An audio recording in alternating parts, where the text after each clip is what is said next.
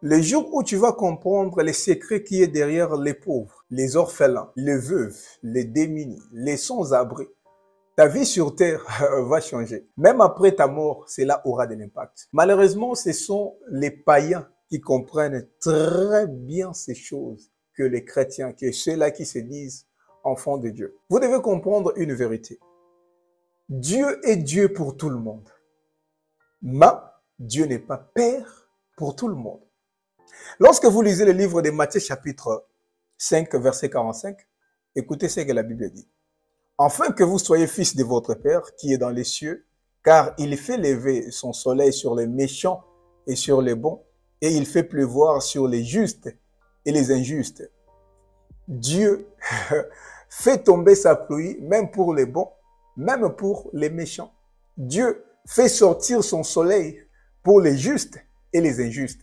Dieu ne se dit pas que, comme toi tu es méchant, lorsque la pluie va tomber, la pluie ne descendra pas sur ton champ. Non. Comme toi tu es sorcier, le soleil ne sera pas sur toi. Non. Dieu est Dieu pour les bons et les méchants. Dieu est Dieu pour les justes, même pour les injustes. C'est pourquoi la Bible dit que tout ce qui respire loue l'Éternel, parce que Dieu est Dieu pour tout le monde. Mais Dieu n'est pas Père pour tout le monde. Avant de devenir enfant de Dieu, la Bible le dit dans le livre de Jean chapitre 1 verset 12. À tous ceux qui l'ont reçu et à ceux qui croient en son nom, elle a donné le pouvoir de devenir enfant de Dieu. Donc, il y a des principes qui sont chrétiens et il y a des principes qui sont divins. Il y a des principes, avant de les respecter, avant de l'observer, tu dois être d'abord enfant de Dieu, tu dois être chrétien.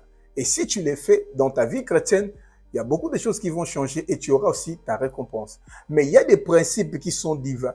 Que tu pries ou pas, que tu sois enfant de Dieu ou pas, si tu l'observes, tu auras ta récompense. Lorsque tu sèmes une graine dans ton champ, Dieu ne va pas dire que comme tu n'es pas chrétien, ta graine ne va pas germer pour pousser après.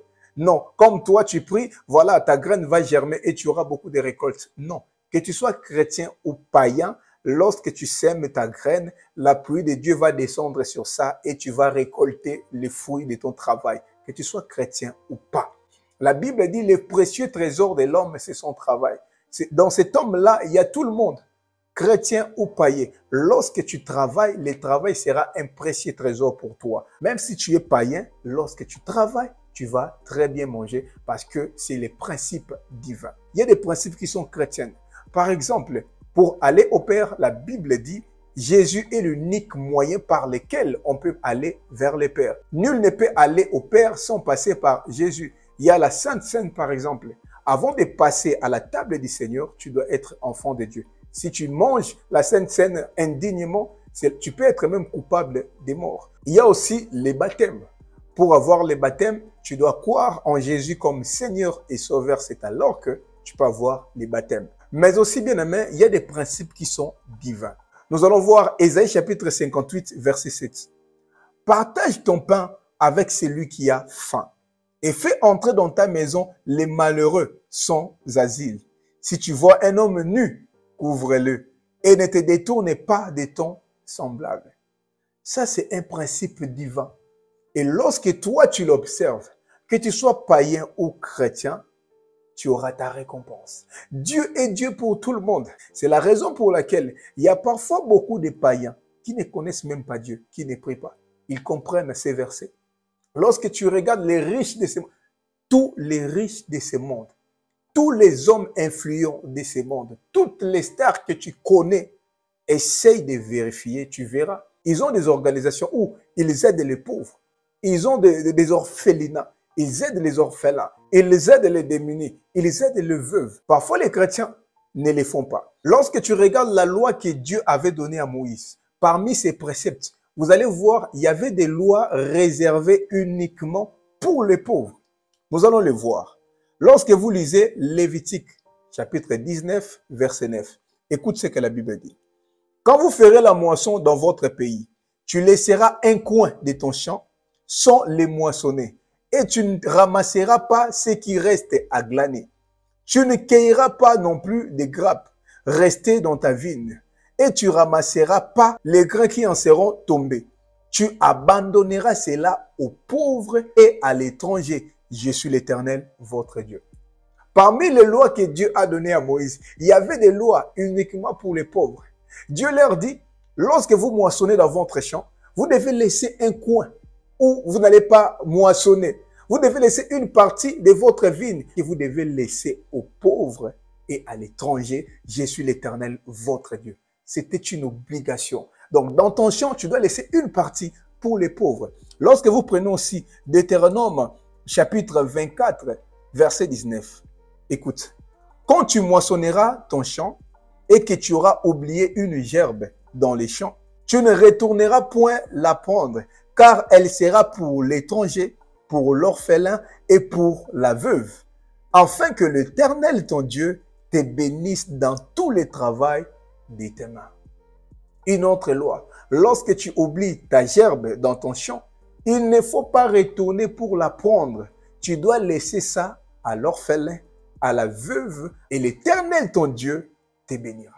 Une loi que Dieu leur donne. Et lorsque vous lisez même Matthieu chapitre 12, verset 1, vous allez comprendre quelque chose de très capital.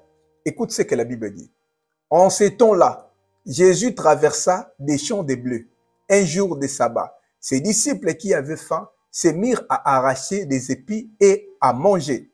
Les pharisiens, voyant cela, lui dirent, « Voici tes disciples font ce qui n'est pas permis de faire pendant les sabbats. » Je ne sais pas si vous avez compris, je réponds encore.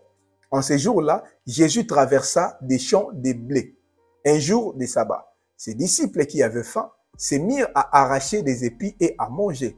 Les pharisiens, voyant cela, lui dirent, « Voici tes disciples font ce qui n'est pas permis de faire pendant les sabbats. » Un jour, Jésus marchait avec ses disciples et ses disciples ont eu faim.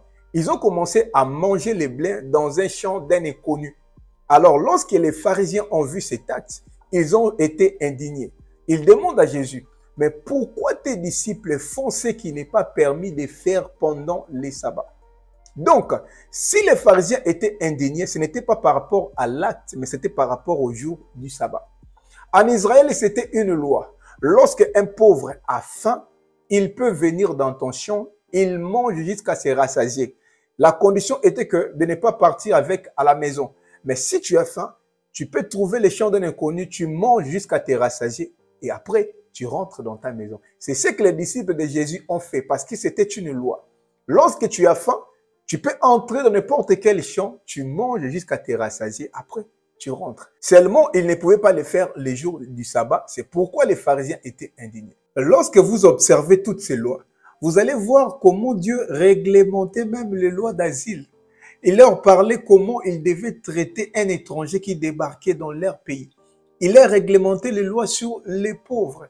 Et il y a beaucoup de pays aussi dans le monde actuellement qui s'inspirent de ces lois. Il y a des pays dans le monde, si tu es étranger, tu arrives là-bas, il y a des lois d'asile. Ils vont te donner même les minimums pour la vie. Ils vont te donner un endroit où dormir, peut-être des habits, peut-être même à manger. Il y a des pays où tu es pauvre, mais il y a même des subventions de l'État. Il y a même un petit salaire chaque fin du mois. Pourquoi? Parce que leur gouvernement se soucie de leur peuple. Mais lorsqu'on regarde chez nous, non, les pays potentiellement riches. Oh non, c'est parce qu'on nous a colonisés. Mais lorsque vous regardez les dirigeants, ils ne se soucient même pas des pauvres. Pendant qu'il y a des gens qui manquent même à manger, il y a des enfants de la rue. Mais tu verras quelqu'un qui détourne des milliards de dollars. Et des pays comme ça, vous pensez vraiment que Dieu peut bénir ces gens des pays? Je ne suis pas Dieu pour conclure fatalement, mais il y a des pays où il y a beaucoup de méchants. Mais quand Dieu regarde comment ils aident les autres, non, Dieu se dit, on doit quand même les bénir. Est-ce que vous comprenez un peu comment Dieu portait une attention particulière aux pauvres? C'est pourquoi il ordonnait aussi aux gens de regarder le pauvre autrement. Dans ce qu'ils font, qu'ils laissent aussi une place, qu'ils laissent aussi une partie pour les pauvres. Bien-aimé, lorsque toi, tu te soucies des pauvres, lorsque toi, tu portes une attention particulière aux pauvres, le Dieu des pauvres portera aussi une attention particulière par rapport à ta vie. Dieu est Dieu pour tout le monde. Dieu n'aime pas voir les autres souffrir. C'est pourquoi il veut aider tout le monde. Mais Dieu ne descendra pas. Dieu doit passer par quelqu'un. Et si toi, tu es cette personne par laquelle Dieu peut passer pour atteindre les pauvres, pour visiter les pauvres, pour visiter les veuves, bien-aimés, tu auras ta récompense. C'est pourquoi il y a des gens qui ne prient même pas. Mais lorsque tu regardes leur vie, ils deviennent de plus en plus riches. Pourquoi? Il y a des gens qui prient pour eux. Il y a des gens qui fléchissent leurs genoux pour prier. Oh Dieu, bénis cet homme, il nous aide chaque fois. Un jour, j'ai parlé avec l'amie de ma mère. Elle nous dit, parce que j'étais avec ma mère, mon mari, chaque fin de mois, il prélève 5 000 $. Il les distribue dans des hôpitaux, il donne aux veuves, aux pauvres, chaque mois. Il faut regarder sa vie. Il faut regarder sa vie. Mais nous, parfois, enfants de Dieu, on néglige ces choses. On ne sait pas que Dieu nous demande aussi à aider les pauvres. Dieu nous demande aussi à visiter les orphelins. Dieu nous demande aussi à visiter les veuves. Nous, parfois, on ne le fait pas. Parfois, tu me dirais que tu parles simplement de l'ancienne alliance. Parlons maintenant de la nouvelle alliance. Bien aimé, même lorsque Jésus est venu, la Bible dit, des riches qu'il était, il s'est fait pauvre. Même lorsque Jésus est venu comme un pauvre. Jésus s'est identifié aux pauvres pour te prouver comment Dieu accorde une attention particulière aux pauvres. La Bible dit, il a dit même aux pauvres, heureux sont les pauvres car ils hériteront le royaume des cieux. Attention, hein? Attention avec les pauvres. Lorsque vous lisez Matthieu chapitre 6, verset 1, écoutez. Gardez-vous de pratiquer votre justice devant les hommes pour en être vu autrement. Vous n'aurez point de récompense auprès de votre Père qui est dans les cieux. Jésus nous parle ici de nous garder lorsqu'on veut pratiquer la justice de Dieu devant les hommes. C'est quoi maintenant la justice de Dieu? Parce qu'il dit, si vous le faites devant les hommes, vous aurez aussi votre récompense. Donc, il ne faut pas le faire devant les hommes si tu veux être récompensé par Dieu. Alors, c'est quoi la justice dont parle Jésus? Nous allons le lire dans d'autres versions pour que nous comprenions un peu l'essence.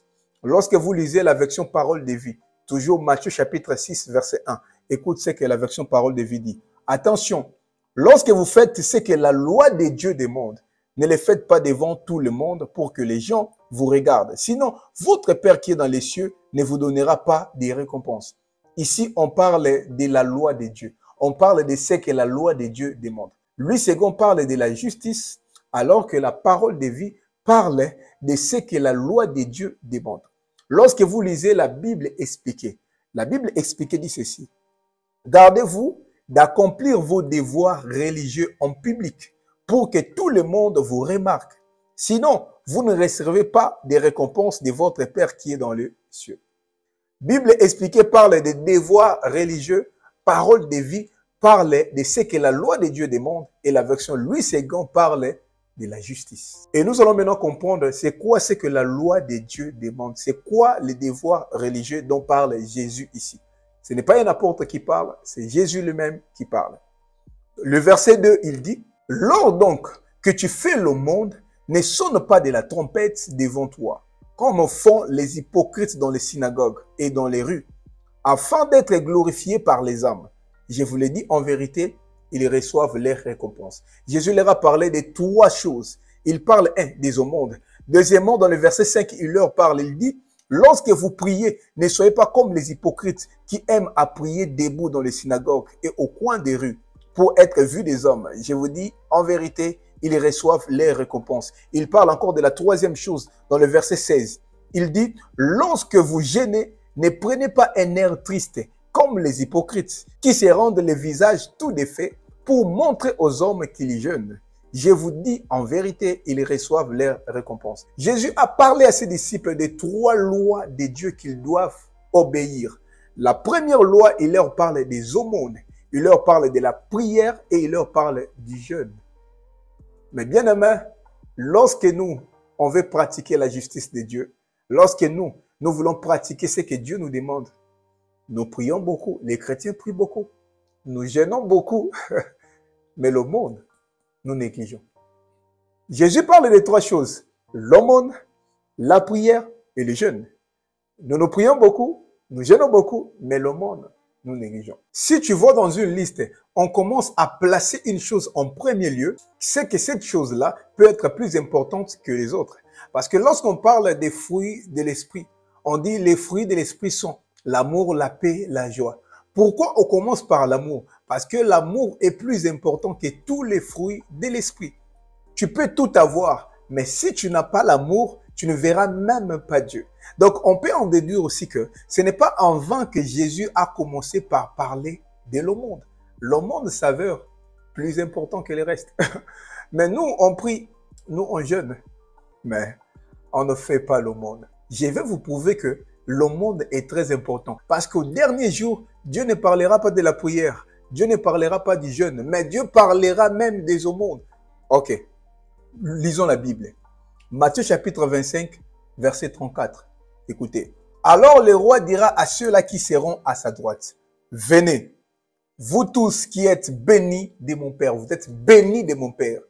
Prenez possession du royaume qui vous a été préparé dès la fondation du monde. Car j'ai eu faim et vous m'avez donné à manger. J'ai eu soif, vous m'avez donné à boire.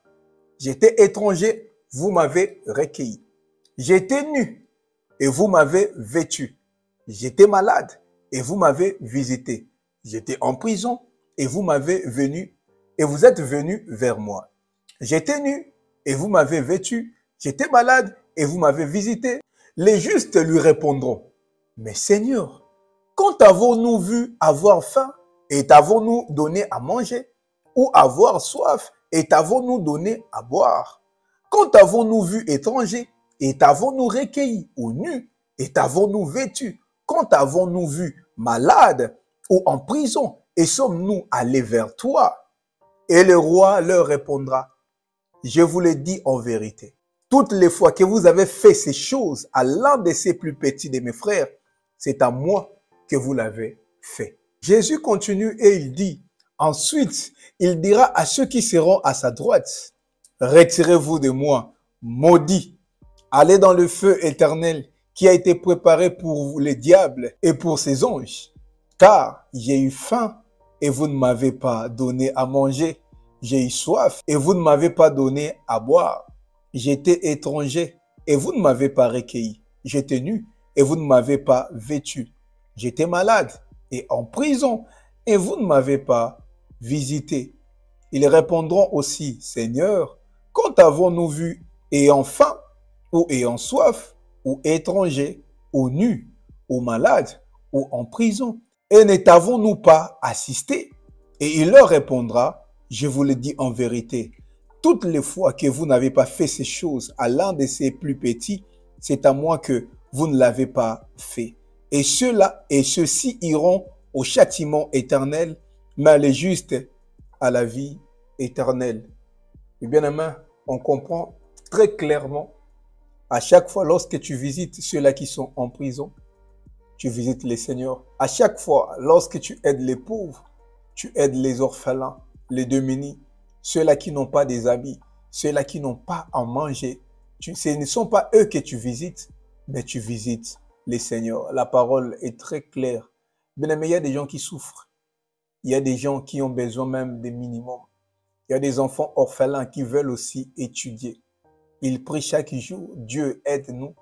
Mais bien aimé, si toi, tu deviens cette personne par laquelle Dieu peut passer pour atteindre tous ces mondes-là, bien aimé, ta récompense sera grande, même dans les cieux. Nous voyons aussi l'histoire de Ruth et Naomi. J'aime aussi cette histoire.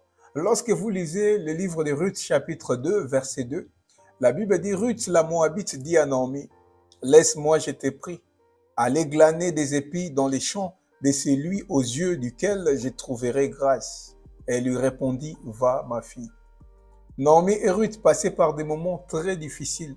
Lorsque vous lisez ces chapitres, vous allez comprendre qu'elle manquait même de quoi manger. Mais Ruth dit à Naomi, « Permets-moi d'aller chercher le bleu quelque part. Je pense que Dieu mettra un homme aux yeux duquel je trouverai grâce aujourd'hui. » Bien, il y a des gens qui sortent les matins. Elle ne sait pas si ses enfants vont manger ou pas.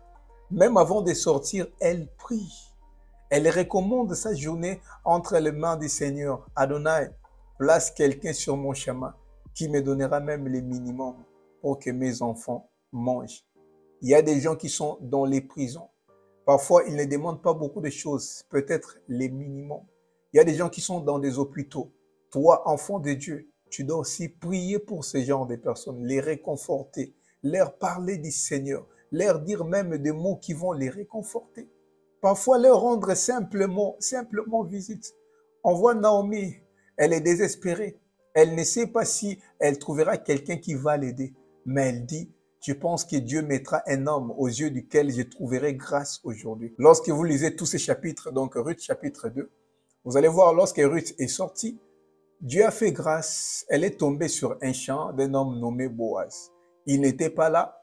Elle a parlé à ses serviteurs, permettez-moi de ramasser même le reste des bleuets qui tombaient entre les gerbes. Les serviteurs lui ont permis. Et lorsque Boaz, le propriétaire du champ, est arrivé, il leur demande, mais c'est qui cette jeune fille?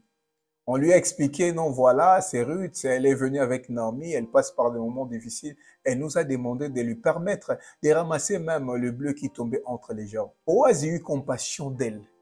Il l'appelle, il lui dit, prochainement, il ne faut pas chercher un autre champ où tu vas commencer à aller glaner les épis. Chaque jour, il faut venir ramasser ici. Voici mes serviteurs. Lorsque tu as besoin de quelque chose, il faut leur demander. Lorsque tu as soif, demande-leur de l'eau. Il lui a donné même à manger. Comme Ruth savait que Naomi aussi avait faim, vous allez voir qu'elle a mangé simplement une partie et elle a gardé une partie pour Naomi. Et lorsqu'elle est retournée le soir, lisons un peu, le verset 17 maintenant, Ruth chapitre 2, verset 17. Elle glana dans les champs jusqu'au soir et elle bâtit ce qu'elle avait glané. Il y eut environ un afa d'orgue. Elle l'emporta et rentra dans la ville. Et sa belle-mère vit ce qu'elle avait glané. Elle sortit aussi les restes de son repas et elle lui donna. Sa belle-mère lui dit, où as-tu glané aujourd'hui et où as-tu travaillé? Béni soit celui qui s'est intéressé à toi. Boaz a aidé Ruth alors qu'il ne savait pas que derrière Ruth, il y avait aussi Naomi. Il croyait qu'il faisait la joie de Ruth simplement, alors qu'il faisait aussi la joie de Naomi. Tu peux aider quelqu'un aujourd'hui, tu ne sais pas. Derrière cette personne, il y a combien d'enfants, il y a combien de gens qui seront aussi heureux. Bien-aimé, s'il te plaît, sois une source de bénédiction pour tous ces gens qui sont dans le besoin. Sois une source de joie pour toutes ces personnes. Une femme qui peut rentrer chez elle, elle prépare, ses enfants lui demandent, mais comment aujourd'hui nous mangeons très bien aujourd'hui? Qu'elle puisse leur dire non. J'ai trouvé grâce aux yeux d'un homme, aux yeux d'une femme qui m'a donné 20 euros, qui m'a donné 30 euros, qui m'a donné 50, qui m'a donné même 100. Et c'est pourquoi je vous ai préparé cette nourriture. Bien-aimé, sois une source de bénédiction pour les autres. On voit Naomi bénir Boaz. Elle dit, béni soit cet homme aux yeux duquel tu as trouvé grâce. Bien-aimé, que tu sois un sujet de prière pour tous ces gens qui passent par des moments difficiles. Que tu sois une consolation pour ceux-là qui ont des larmes aux yeux. Je ne sais pas si je dois vous parler aussi de Corneille. Lorsque vous lisez Actes des Apôtres, chapitre 10, verset 2, la Bible dit, cet homme était pieux et craignait Dieu avec toute sa maison. Il faisait beaucoup d'aumônes au peuple et priait Dieu continuellement. Vers la 9e heure du jour, il vit clairement dans une vision un ange de Dieu qui entra chez lui et lui dit, Corneille, les regards fixés sur lui et saisi d'effroi, il répondit, qu'est-ce, Seigneur? Et l'ange lui dit, tes prières et tes aumônes sont montées devant Dieu. Il s'en est souvenu. Tes prières et tes aumônes sont montées vers Dieu. Il s'en est souvenu. Ne dis pas que les gens sont ingrats. Tu peux les aider aujourd'hui et demain, ils peuvent t'oublier. Oui, bien aimé. Tu ne les fais pas pour eux, mais tu les fais pour Dieu. Si les hommes peuvent oublier, si cet enfant orphelin que tu aides aujourd'hui peut oublier demain, mais Dieu n'oubliera pas. Dieu s'en souviendra. Je ne sais pas si je dois vous parler encore de Tabitha Dorcas. Elle est morte. Mais la Bible dit, les veuves, tous ces gens-là qu'elle a aidés, sont partis appeler Pierre pour lui dire non, elle ne peut pas mourir. Voilà ce qu'elle a fait pour nous. Voilà les habits, les tuniques qu'elle nous a portés. Elle ne peut pas mourir. Tout le monde peut mourir, mais sauf elle. Bien-aimé, que tu sois un sujet de prière pour plusieurs. Regarde autour de toi, dans la rue. Parmi ces gens-là qui demandent, bien-aimé, il y a vraiment des gens qui souffrent. Bien-aimé, donne.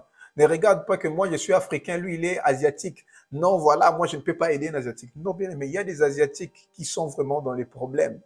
Et Dieu est Dieu pour tout le monde, pour les Africains, pour les Asiatiques, pour les Européens, pour les Français, pour tout le monde, bien-aimé. Autant que tu les peux, bien-aimé, aide. Allez en prison, visite même ceux-là. Allez, bien-aimé, dans les hôpitaux. Si tu ne peux pas y aller, bien-aimé, même ta prière. Prie pour ceux-là qui sont dans les problèmes.